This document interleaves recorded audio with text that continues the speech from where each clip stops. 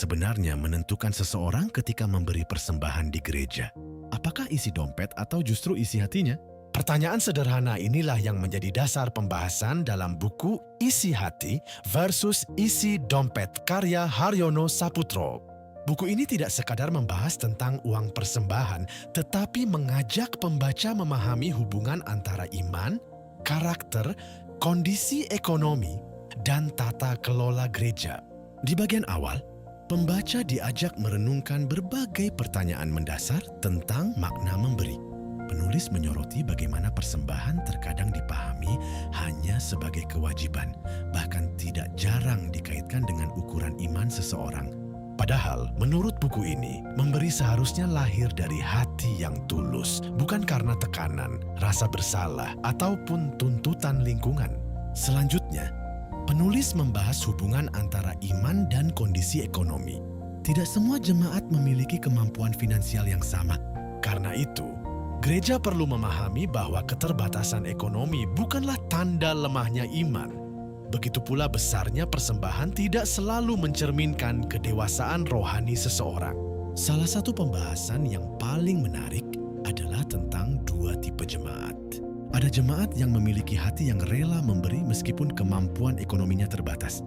Sebaliknya, ada juga yang berkecukupan secara finansial, tetapi enggan berbagi karena berbagai alasan. Melalui perbandingan ini, penulis mengajak pembaca melihat bahwa persoalan memberi lebih berkaitan dengan sikap hati daripada jumlah uang yang dimiliki. Keunikan buku ini terlihat pada pembahasan mengenai 8 wajah pemberi di gereja. Penulis memetakan berbagai karakter jemaat ketika menghadapi momen persembahan, mulai dari motivasi, cara berpikir, hingga dinamika perubahan sikap seseorang seiring pertumbuhan imannya. Selain membahas sisi spiritual, buku ini juga mengangkat pentingnya tata kelola gereja. Penulis menekankan bahwa transparansi, akuntabilitas, dan pengelolaan keuangan yang baik akan membangun kepercayaan jemaat. Karena itu, pelayanan rohani perlu berjalan seiring dengan sistem administrasi yang sehat dan profesional. Pada bagian akhir, buku ini mengajak gereja untuk bertumbuh menjadi komunitas yang semakin dewasa. Bukan hanya kuat dalam pelayanan, tetapi juga mampu membangun budaya memberi yang dilandasi kasih, kepercayaan, dan tanggung jawab bersama. Kelebihan buku ini adalah pendekatannya yang unik.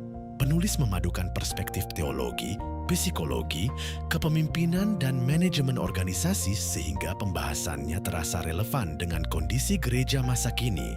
Bahasanya juga ringan dan mudah dipahami, sehingga cocok dibaca oleh pelayan gereja, pengurus, maupun jemaat umum.